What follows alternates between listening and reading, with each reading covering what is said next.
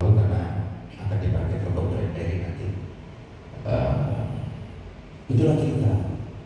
Jadi sudah di mana-mana berita di media cetak dan media online untuk diterapkan 822. Ketika ini nomor 3, Pak, ini kita ceritakan ke saya juga karyawan. Kalau dia tidak mengikuti karyawan waktu nomor 3, sehingga kejadian di dermaga Benitik itu ribut sekali. Kayak dorong sapi naik itu ke kapal. Kemudian dari pihak pemerintah menahan, tidak boleh ikut karena belum ada satu keputusan. Nah ini sebagai pengalaman kita, sehingga lebih awal kita antisipasi, insya Allah nanti pemerintah daerah seperti yang 63 kemarin diundang juga dari Menstrak di ruang pertemuan nanti.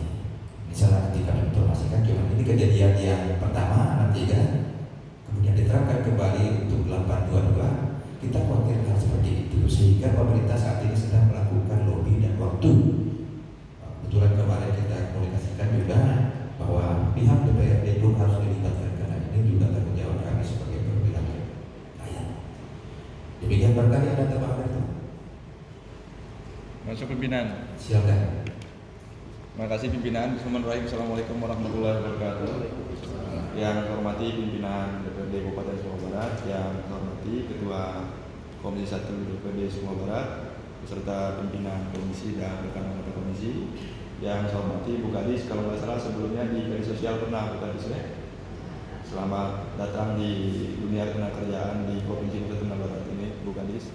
Kemudian yang saya hormati para kabit, kemudian kasih dan seluruh rekan jajaran yang ada di Disnaker Provinsi. Yang saya hormati Pak Sekwan yang sempat hadir beserta pendamping.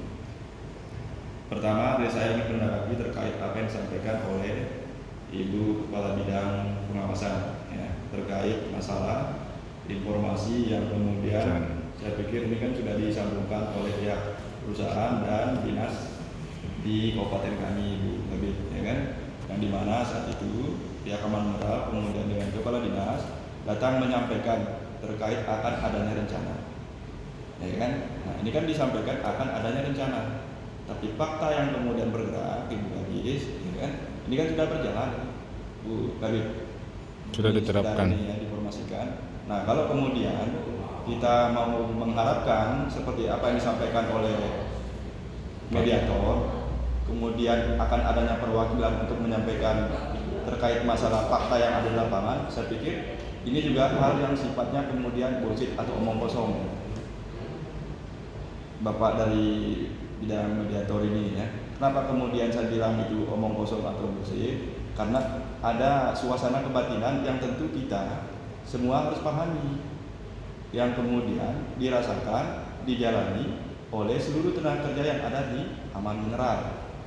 Jangankan kemudian kita meminta mereka untuk menyampaikan terkait misalnya semacam aspirasi yang kemudian menurut mereka hari ini kan disampaikan ke kami, ya kan? Kami serta kemudian pimpinan ini datang ke Disnaker Provinsi ini untuk meneruskan apa yang kemudian menjadi harapan daripada tenaga kerja yang ada di areal Batu Hijau ini, Bu Kadis, ya kan? Nah sekali lagi saya ulangi Bu Kabit ya, kemudian Bapak dari mediator ini kan praktek sudah dijalankan. Nah kalau kemudian kita sebagai negara ini selalu menunggu posisinya, saya pikir kita telat. Gitu. Persoalan kemudian dalam keadaan luar biasa atau force majeure itu, saya pikir ini kan kemudian hanya alasan, ya kan? Nah seperti apa yang kemudian disampaikan oleh Ketua DPRD kami tadi itu benar, ya kan? Di roster 63 kemudian sekarang bergerak lagi 822 itu, ya saya pikir kemudian kita harus belajar dari pengalaman lah, Bu Kadis, ya kan? Nah kenapa kemudian kami dari DPRD Sumbawa Barat datang ke Disnaker Provinsi ini, karena berbicara kemudian bidang pengawasan kan sudah ditarik ke provinsi sebagai perpanjangan tangan pemerintah pusat, ya kan? Nah, di situ kemudian kami ingin ada upaya atau langkah-langkah strategis yang kemudian diambil oleh dinas terkait, dalam hal ini Ibu Kabit ini sebagai bidang yang kemudian dipercayakan oleh negara, dalam arti kemudian untuk mengambil langkah dan sikap tegas, ya kan? Nah kalau kemudian kita mau merujuk ke sisi aturan dan regulasi, ya saya pikir kemudian dari bidang mediator tadi sudah menyebutkan, misalnya Permenaker 234, ya kan? Permenaker 234 itu kan sudah jelas, tidak ada satupun klausul atau pasal yang kemudian berbunyi seperti apa yang kemudian diterapkan di saat ini, Bu Kabid, ya kan? Persoalan kemudian hak kewajiban apa segala macam itu, saya pikir kemudian itu ruang kompromi, ya kan?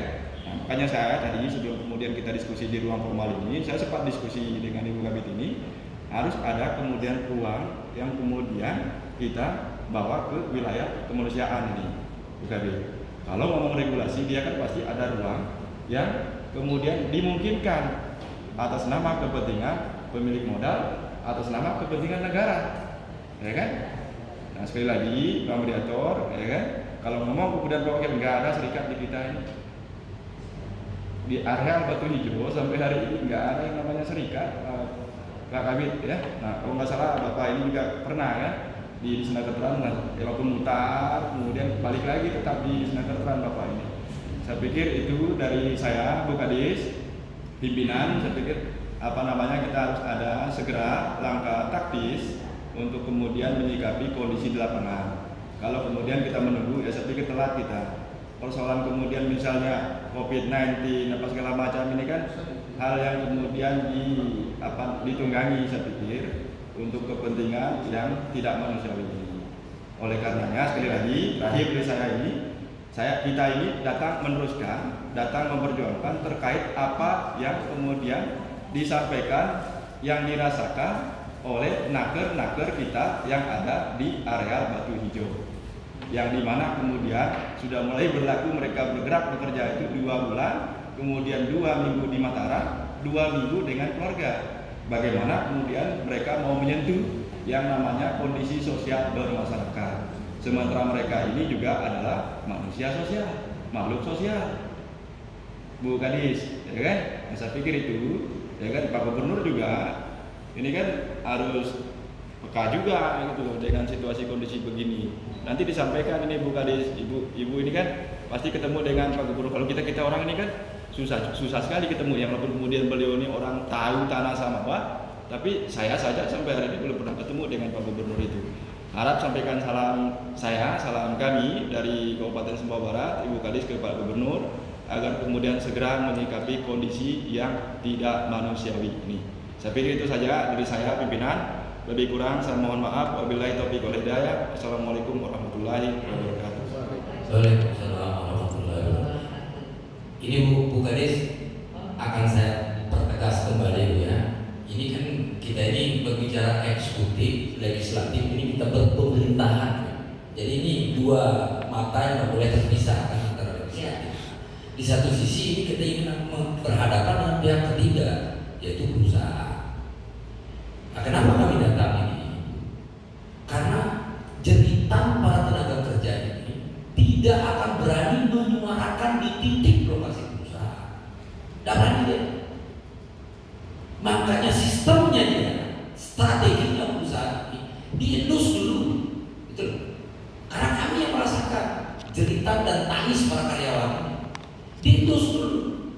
Ketika dalam endusan ini dia bergerak, karyawan ini bersikap saja, karyawan ini yang tidak sesuai dianggap oleh pihak perusahaan ini kejam melakukannya, bahkan langsung disikat.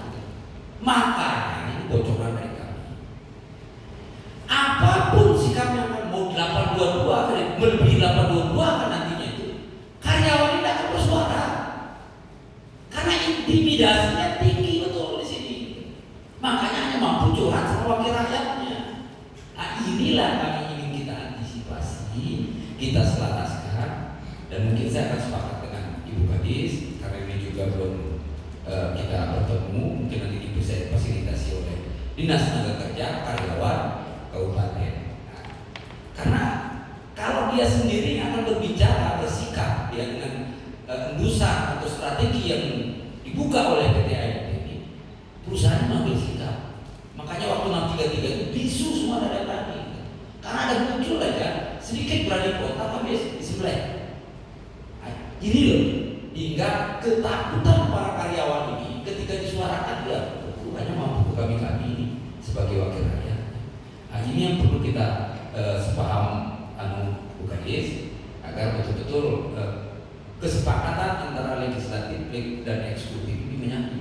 Karena yang kita hadapi ini adalah pihak ketiga. Ini kan manusiawi betul yang kita jaga. Kira-kira begitu, guys. Baik, bentar bahwasanya pada saat 63 dan kita sepakat, kemudian Pemda mengambil sikap menutup semua pintu. Semua pintu ditutup. Karyawan tidak boleh bergerak. Ini perintah dari Pak Bupati bekerjasama dengan Forum Komunikasi Pemerintah Daerah ketika menerapkan 3 hari. Tetapi kemudian melakukan satu pertemuan lobby dan segala macam, sehingga kita herankan ini hanya sekedar untuk saling menghargai. Nah, inilah akibatnya disampaikan oleh Pak Atta tadi, bahwa begitu mereka membuat rencana kemudian dituangkan di dalam berita cetak dan online, itu sudah nyata. Nah, oleh karena penting kami informasikan sebagai bentuk mengantisipasi. Kalau karyawan beda dengan karyawan MNT dulu. Sekarang AMT ini tidak ada serikat lagi di sana. Kalau mau bicara sedikit sudah selesai. Nah, ini sebagai informasi. Jadi sangat jauh beda ketika MNT dengan AMT. Salah sedikit tidak bisa. Kemarin makanya Bupati sangat marah sampai mengeluarkan kata-kata kotor itu. Kalian setan semuanya, gitu kan. Sampai bilang begitu Bupati ini rapat petingginya AMT. Karena begitu menerapkan 3 bulan puasa lagi, tidak ada konfirmasi kepada Pemda lagi, bahkan karyawan dipaksakan untuk diisolasi di Mataram, tidak ada juga konfirmasi ke kita. Di kita juga ada juga tempat isolasi. Nah, ini hanya ketika saling menghargai, tidak saling menginformasikan, sehingga pimpinan Komisi 1 tanggung jawab untuk menyampaikan hal-hal ini. Mudah-mudahan nanti menyelaraskan, mudah-mudahan nanti ada undangan dari Pak Bupati untuk mendengar hadis kayak pertemuan kita nanti dari baik di Mataram maupun di Kabupaten Sumatera Barat. Demikian dulu. Tambahan masuk pimpinan.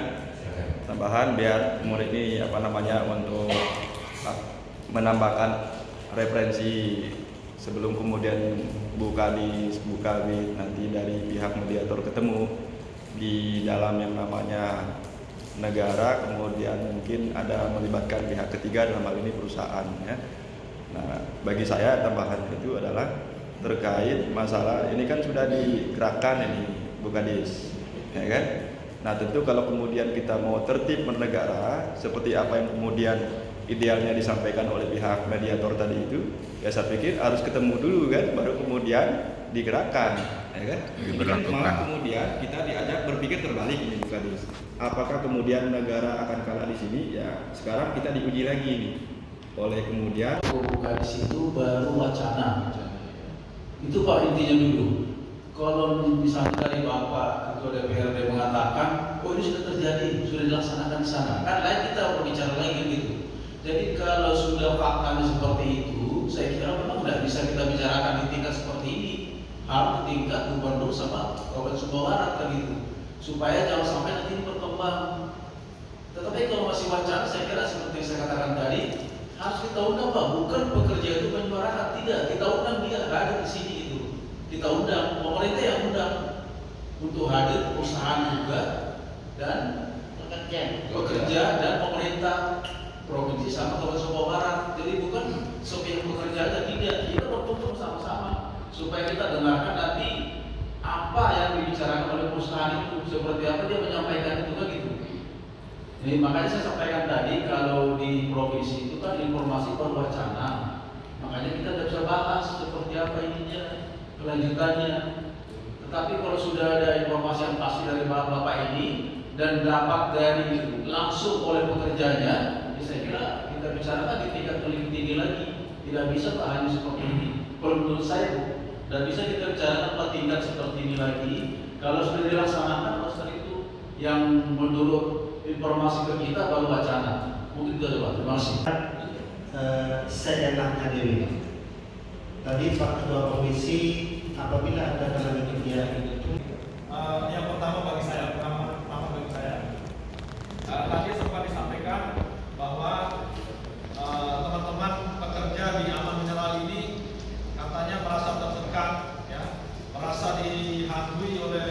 intimidasi.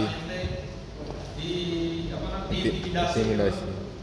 Bahkan serikat pekerja pun tidak boleh ada di sana gitu. Kalau memang itu kejadian seperti itu gitu, ini mungkin informasi bagi kami gitu ya. Karena tidak ada cerita itu dalam perusahaan, apalagi sebesar AMC ini tidak boleh ada yang namanya organisasi dalam perusahaan itu seperti serikat pekerja. Ini kami akan segera menindaklanjuti. Dan yang paling aneh juga bagi saya secara pribadi gitu kan, teman-teman di PTD ini, PTD Balai Pengawasan tidak ada informasi ke kami gitu loh sebelum ini gitu. Langsung dari teman-teman DPR atau pihak DPR legislatif yang melaporkan kepada kami. Kami janji tidak ada permasalahan yang bisa diselesaikan dalam undang-undang ketenagakerjaan. Semua jelas. Gitu kan. Sekali lagi sering saya ungkapkan di berbagai pertemuan di mana saja gitu kan. Tidak ada yang tidak bisa diurus dalam dunia pekerjaan ini, khususnya di wilayah negara kesatuan Republik Indonesia ini.